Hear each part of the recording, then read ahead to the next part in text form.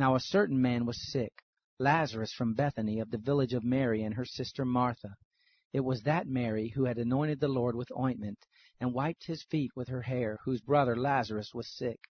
The sisters therefore sent to him, saying, Lord, behold, he for whom you have great affection is sick. But when Jesus heard it, he said, This sickness is not to death, but for the glory of God, that God's Son may be glorified by it. Now Jesus loved Martha and her sister and Lazarus. When therefore he heard that he was sick, he stayed 2 days in the place where he was. Then after this he said to the disciples, Let's go into Judea again. The disciples told him, Rabbi, the Jews were just trying to stone you, and are you going there again? Jesus answered, Aren't there 12 hours of daylight? If a man walks in the day, he doesn't stumble, because he sees the light of this world. But if a man walks in the night, he stumbles, because the light isn't in him.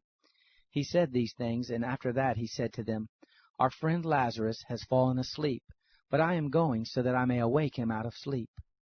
The disciples therefore said, Lord, if he has fallen asleep, he will recover.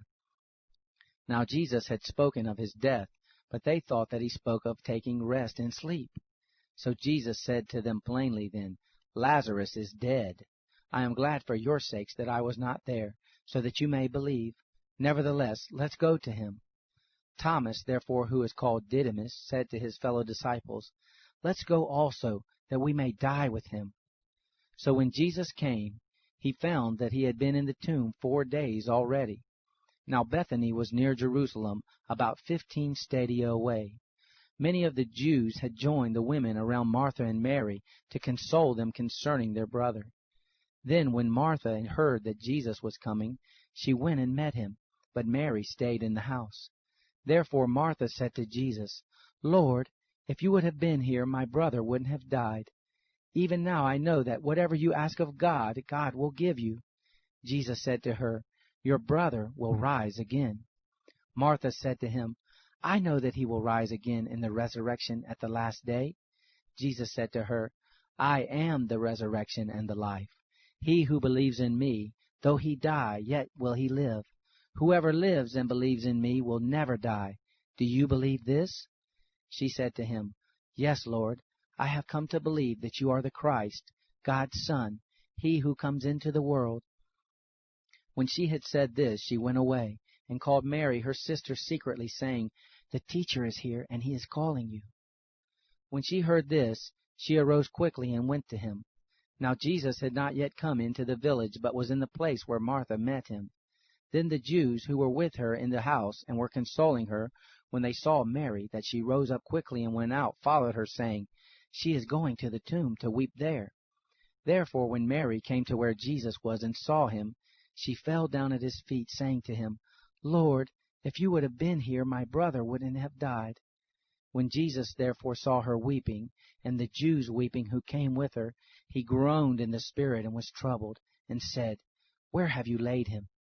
They told him, Lord, come and see. Jesus wept. The Jews therefore said, See how much affection he had for him. Some of them said, Couldn't this man who opened the eyes of him who was blind have also kept this man from dying? Jesus therefore, again groaning in himself, came to the tomb. Now it was a cave, and a stone lay against it. Jesus said, Take away the stone. Martha, the sister of him who was dead, said to him, Lord, by this time there is a stench, for he has been dead 4 days. Jesus said to her, Didn't I tell you that if you believed you would see God's glory? So they took away the stone from the place where the dead man was lying. Jesus lifted up his eyes and said, Father, I thank you that you listened to me.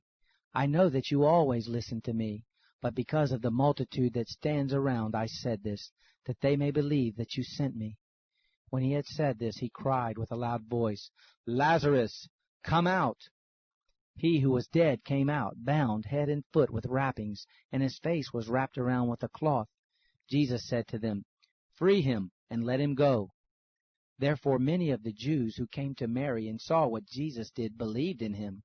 But some of them went away to the Pharisees, and told them the things which Jesus had done.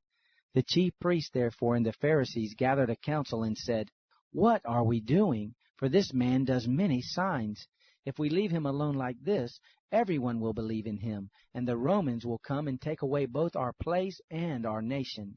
But a certain one of them, Caiaphas, being high priest that year, said to them, "You know nothing at all, nor do you consider that it is advantageous for us that one man should die for the people, and that the whole nation not perish."